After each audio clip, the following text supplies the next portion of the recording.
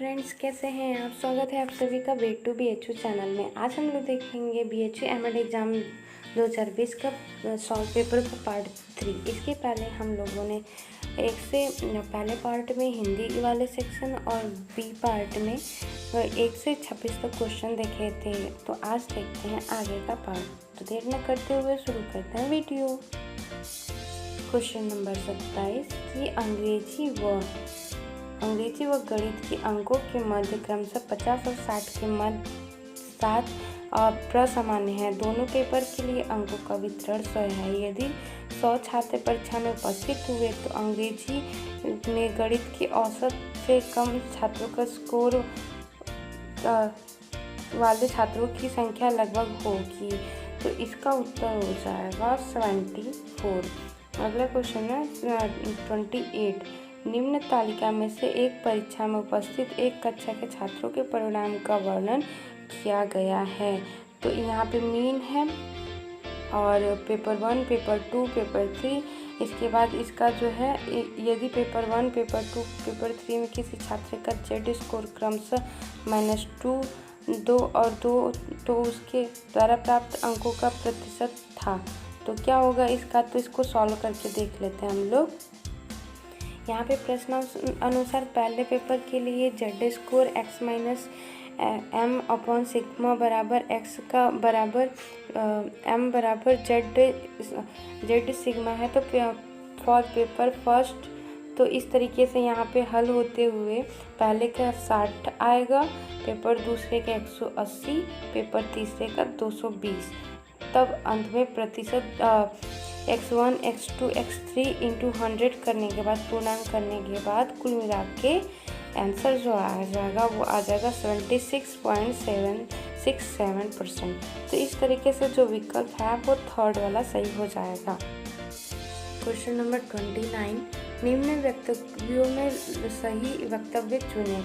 तो यदि पहला है कि यदि चर सम्मित हो तो माध्यिका सदैव माध्य से बड़ी होती है। दूसरा, यदि माध्य से बड़ा माध्यिका और उससे बड़ा बहुलक हो तो चर में धनात्मक सम्मित होगा। और यदि माध्य से बड़ा माध्यिका और बहुलक हो तो चर में ऋणात्मक सम्मित होगा। तब इसमें हो जाता है संबंध बहुलक बराबर 3 मीडियन माइनस 2 मीन। तो इसका अब हम लोग ऑप्शन देख लेते हैं, इसका एक्सप्लेनेशन देख लेते हैं। हम लोग जानते हैं कि मीन जो है, मीन और उससे बड़ा मीडियन मोड देन तब वहाँ पे धनात्मक सम्मित होता है। जैसे कि यहाँ और फिर इसके बाद मीन से बड़ा मीडियन उससे बड़ा मोड तब ऋणात्मक सम्मित होता है। जैसे हम लोग जानते हैं कि जब एनपीसी इस माइनस के साइड वो यदि एकत्रित है तो यहाँ पे पॉजिटिव स्क्यूनेस होता है, इधर माइनस की तरफ पॉजिटिव स्क्यूनेस होता है। और जब डेटा जो है वो प्लस सिग्मा की तरफ एकत्रित हो तब ये धनात्मक सम्मित होता है। तो पहला सेंटेंस जो है धनात्मक सम्मित को बताता है, दूसरा सेंटेंस जो है ऋणात्मक को बताता है। और तीसरा जो ऑप्शन उसमें था लास्ट वाला ऑप्शन कि मीन मोड, और ये जानते हैं कि मोड बराबर 3 मीडियन माइनस 2 मीन होता है। तो उपयुक्त आधार पे जो चौथा ऑप्शन है कि सी और डी वो सत्य हो जाएगा। यहाँ पे हम लोग देख सकते हैं कि यहाँ पे चौथा और सी और डी 2 ऑप्शन है, तो ये वाला ऑप्शन सही हो जाएगा। अगले क्वेश्चन पे जाते हैं। क्वेश्चन नंबर 30 की सामान्य वितरण में एनपीसी में कुर्टोसिस का गुणांक का मान है। तो हम लोगों ने ये ऑलरेडी पढ़ चुके हैं कि हम लोग नोट्स में भी हम लोग ने पढ़ा था कि 0.263। तो इसका हमने याद किया था कैसे कि 2, 3 या 6। तो इस तरीके से इसको याद भी किया था। तो ऑप्शन इसका सिर्फ होगा दूसरा वाला कि इसमें बी वाला सही है। क्वेश्चन नंबर 31 है कि डेटा सेट के सभी अवलोकन नकारात्मक है और इसका वितरण यदि 0.9 है तो डेटा सेट का मानक विचलन लगभग कितना होगा। तो इसको भी देख लेते हैं हम लोग। तो इसका जो उत्तर हो जाएगा वो हो जाएगा पहला 0.3 लगभग इसका आंसर हो जाएगा।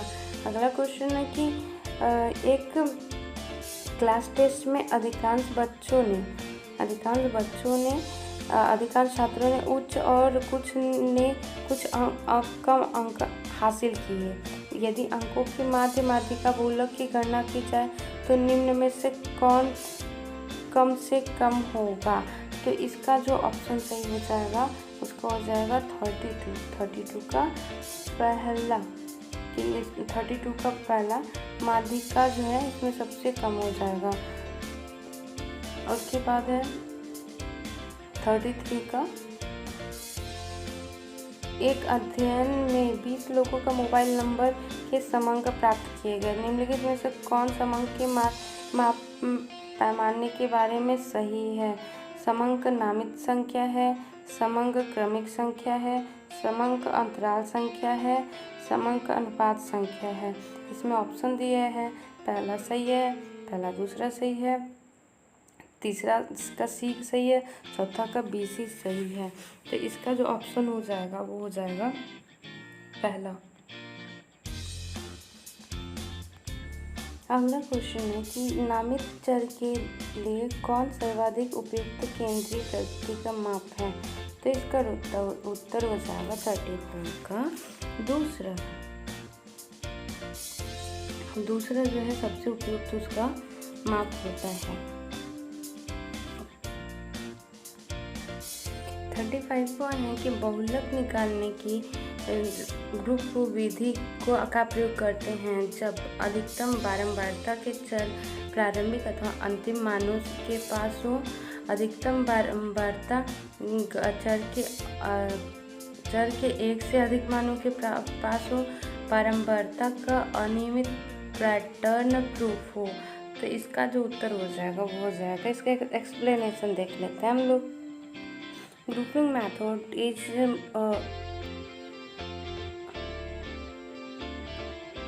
grouping method of mode is used पहला when there are integration of the frequency, दूसरा or two or more frequency are equal and we can't get which is the maximum frequency। तो इसका उत्तर जो हो जाएगा वो तो इसका आंसर जो है तीसरा हो जाएगा कि इसमें बी और सी अधिकतम बारंबारता चर एक से अधिक मानों के लिए प्राप्त हो और उसमें बारंबारता का अनियमित पैटर्न प्रूफ हो। जैसे कि हम लोग जानते हैं कि जब एक डेटा जैसे कि 2 4 4 या फिर 7 2 3 और फिर 4 आया, तो यहाँ पे एक अनियमित पैटर्न है कि लगातार 2 बार आया फिर एक बार 3 के बाद आया, तो कोई अनियमित पैटर्न होता है और अधिकतम आता है उसमें, मतलब कि एक ही अंक बार बार आया तो वहाँ पे हम लोग मोड का प्रयोग करते हैं। तो अगले क्वेश्चन पे जाते हैं हम लोग, क्वेश्चन नंबर 36 कि 100 अंक वाले एक परीक्षा में सम्मिलित 1000 छात्रों में मिनिमम x का शतमक स्कोर 80 था। उत्तर कुंजी में संशोधन कारण प्रत्येक छात्रों के 10 अंकों में 10 अंकों की बढ़ोतरी की गई। तो मिस्टर एक्स का नवीन स्कोर शतमक स्कोर क्या होगा? तो इसके लिए सॉल्व करते हैं हम लोग। तो उसमें सिंपल सा एक फंडा होता है कि जितना अंक उसमें हमारे पास जितने अंक हैं ऑलरेडी उसमें उतना ही अंक जुड़ जाएगा। जैसे कि 10 नंबर जुड़े थे, पहले से 80 है तो उसमें 10 अंक जुड़ गए, तो इसलिए यहाँ पे कितना हो जाएगा हम लोग का 90 हो जाएगा। तो इसलिए वो विकल्प दूसरा उसका सही हो जाएगा। तो इसलिए इसका जो है दूसरा विकल्प सही हो जाएगा। इसमें जब 80 है पहले से, उसमें 10 जुड़ेगा तो 90 सही हो जाएगा। प्रश्न संख्या 37 निम्न वक्तव्यों को ध्यानपूर्वक पढ़ें जो एक सतत चर के माध्यिका और बहुलक से संबंधित है। तो इसमें पहला है ऑप्शन के माध्य सदैव बहुलक से बड़ा होता है। दूसरा, माध्यिका माध्य या बहुलक से बड़ा नहीं हो सकता। तीसरा, माध्यिका माध्य और बहुलक के मध्य आता है। तो ऑप्शन इसका सी सही है केवल, तो इसलिए ऑप्शन पहला सही हो जाएगा। हम लोग जानते हैं कि लिखते हैं कि मीन, फिर मिडन, फिर उसके बाद मोड, और ये जब उस पर देखते हैं लाइक करता है तो जीरो हमेशा बीच में, जीरो पे जब लाइक करता है तो मीडियन मोड 1 पे पढ़ते हैं। लेकिन जब हम लोग देखते हैं नकारात्मक रूप से स्क्यूड या पॉजिटिव रूप से स्क्यूड हो, तो वहाँ पे देखते हैं कि हमेशा जब भी दिखाएगा तो पहले मीन आएगा, फिर उसके बाद मोड MD आएगा, फिर मोड आता है हमेशा। तो इस तरीके से ऑप्शन इसका तीसरा सही हो जाएगा। अगला क्वेश्चन है 38, निम्न में से एक चर के सभी समंकों पर निर्भर नहीं करता है। तो क्या नहीं निर्भर करता? ये समांतर माध्य जो है वो सभी समंकों पर निर्भर नहीं करता है। अगला क्वेश्चन है कि आधुनिक कक्षा में शिक्षक का कार्य है, तो इसमें अधिकांश तो जो एकदम पास का है वो इसका फोल्डिंग है। और टीचर्स कभी कभी कक्षा मतलब ये डाउट वाले क्वेश्चन में जाएगा, क्योंकि इसमें माइंड रिकॉर्डर भी आजकल मतलब माइंड रीडर करके भी टीचर पढ़ाता है, इसका फोल्डिंग भी करता है। इसका फोल्डिंग में क्या करता है कि वो उसकी हेल्प करता है कि बच्चा का जितना जानता है उससे ज़्यादा वो आगे का सीख सके। तो इसलिए ये इसका ऑप्शन ए और पहला और दूसरा दोनों हो सकता है। अब फाइनल आंसर की में देखना है क्या वो लोग मानते हैं। तो अगले क्वेश्चन पर बढ़ते हैं। क्वेश्चन नंबर 40 कि निम्न में से कौन समस्या समाधान विधि का दूसरा पक्ष है।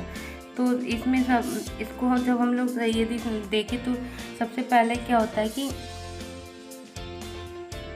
इसमें सबसे पहले हम लोग क्या करते हैं कि ये समस्या का परिभाषीकरण करते हैं कि recognise and define the problem. पहले समस्या को पहचानेंगे, फिर उसको डिफाइन करेंगे।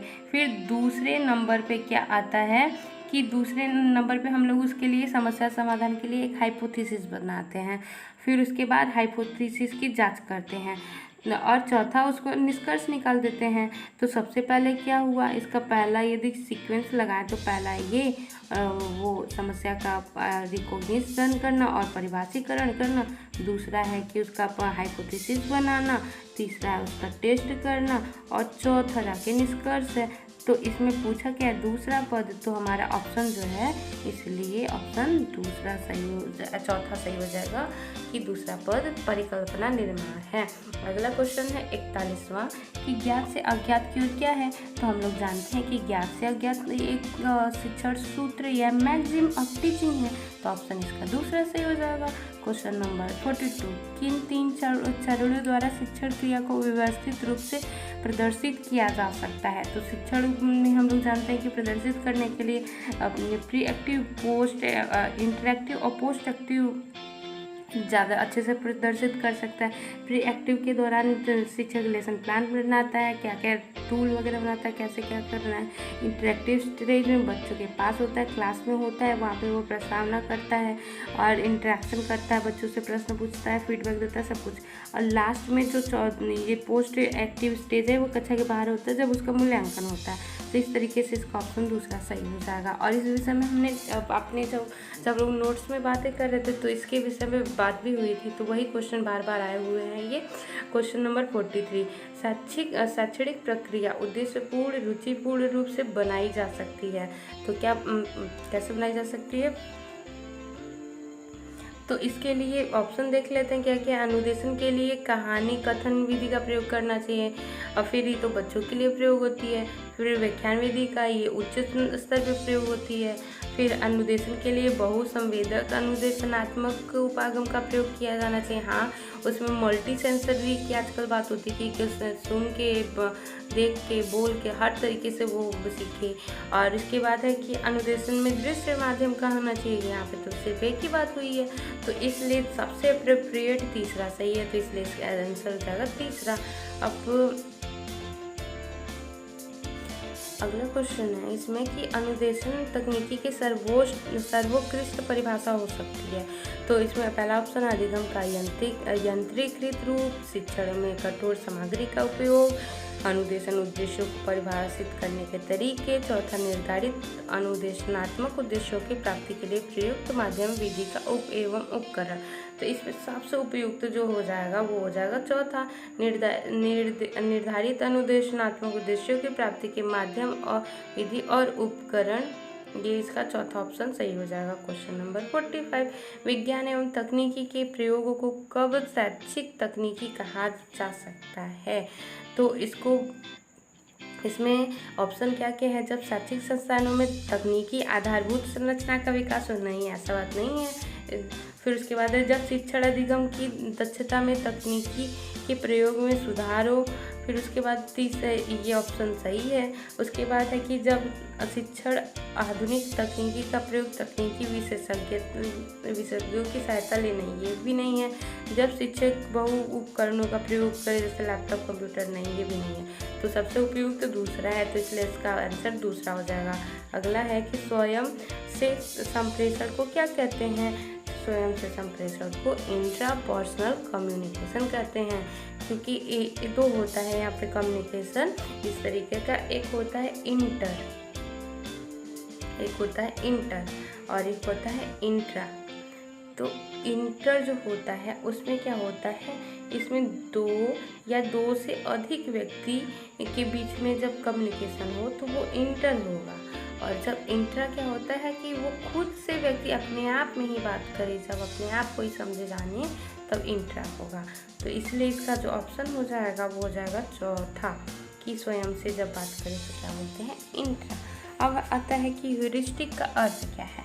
तो ह्यूरिस्टिक का अर्थ जो है वो है खोजना। हम लोगों ने पढ़ा था कि खोजना है। अब इसका प्रूफ देख लेते हैं। तो यहाँ पे हम लोग देख सकते हैं कि जो ह्यूरिस्टिक का अर्थ है किसने दिया था? ये आर्मस्ट्रांग ने दिया था। और इसका अर्थ जो होता है यूरोस्किन को प्राप्त करना है, या मैं खोजता हूँ, आई डिस्कवर। तो इस तरीके से इसका आंसर जो हो जाएगा यही हो जाएगा ह्यूरिस्टिक का, कि डिस्कवर आंसर हो जाएगा। तो जो इसका उत्तर हो जाएगा वो हो जाएगा ह्यूरिस्टिक, खोजना। इन्वेस्टिगेशन इसका उत्तर हो जाएगा। क्वेश्चन नंबर 48, निम्न में से कौन शिक्षण अधिगम की त्रिकोणीय प्रक्रिया का केंद्रीय भाग नहीं है? तो हम लोग जो हमने नोट्स दिए थे वो अपने सीरीज में, वहाँ पे हमने बताया था कि 2 पोलर जो होता है शिक्षक शिक्षार्थी, ये एडम्स ने कही थी। और 3 पोलर बताया कि था कि रायबर्न ने, कि टीचर, स्टूडेंट और करिकुलम। तो ये तीनों है, टीचर से स्टूडेंट और करिकुलम, ये तीनों तो हो गए। अब ये टीचिंग मेथड नहीं था, तो इसका ऑप्शन जो पहला सही हो जाएगा कि ये नहीं था। अगला क्वेश्चन है कि सूक्ष्म शिक्षण के चरणों को सही क्रम पहचानें। तो इसमें पहला है कि कौशल संप्राप्ति, ए, और बी है कौशल स्थानांतरण, सी ज्ञान संप्राप्ति। तो इसका जो ऑप्शन हो जाएगा वो 4th हो जाएगा, ACB। ACB में पहले वो स्किल एक्वायर करता है, फिर उसके बाद वो नॉलेज एक्वायर करता है, फिर वो स्किल का ट्रांसफ़र करता है। तो ऑप्शन इसका 4 सही हो जाएगा। अगला क्वेश्चन है क्वेश्चन नंबर 50वां, संकेत व इशारे किस शिक्षण कौशल के घटक हैं? तो ये स्टिमुलस वेरिएशन के घटक होते हैं, ये क्यू और इशारे। इसमें क्या होता है कि जब बच्चा, जैसे कि जब बच्चे को नहीं समझ में आता तो टीचर्स कुछ क्यू देता है, कुछ उसमें जोड़ता है, तो वो आंसर प्रदान करता है। अगला क्वेश्चन है कि इस ब्लूम के वर्गीकरण का कौन सा आपच आरण अनुक्रिया व अनुमूल्यन से संबंधित है? तो ये भावात्मक पक्ष जो है वो संबंधित है ब्लूम के। तो 51वां और 52वां में है शिक्षण प्रतिमानों का कौन सा घटक शिक्षक के सामान्य मानवीय कौशल के अतिरिक्त आवश्यकताओं का वर्णन करता है? तो इसका जो आंसर हो जाएगा वो हो जाएगा दूसरा, क्योंकि सोशल सिस्टम जब हम देखते हैं, सोशल सिस्टम में क्या करते हैं कि वो हेल्प करते हैं बच्चों की, मतलब बच्चों की, इसमें क्या करता है कि स्टूडेंट और टीचर्स में क्या रिलेशन होने चाहिए, कैसे होने चाहिए, इन सब की बात की जाती है, जो कि मानवीय पक्ष है। तो इसलिए इसका वो एक्सप्लेनेशन हम लोग देख लेते हैं। तो यहाँ पे हम लोग देख सकते हैं, जैसे कि यहाँ पे सोशल सिस्टम जो है ये थोड़ा सा ब्लर हो गया। सोशल सिस्टम में प्रतिमान में ये सभी का विवरण मिलता है। इसमें अध्यापक और विद्यार्थी के बीच में किस प्रकार की अंतःक्रिया होगी या संवेग संबंध होंगे, इसका वर्णन किया जाता है। इसमें टीचर्स जो है छात्रों के व्यवहारों को पुनर्वलित करता है। तो सोशल सिस्टम इसका ऑप्शन 4 सही हो जाएगा। तो इसलिए इसका ऑप्शन जो है वो दूसरा सही हो जाएगा। कौन सा ऑप्शन? दूसरा इसका सही हो जाएगा। अब क्वेश्चन नंबर 53,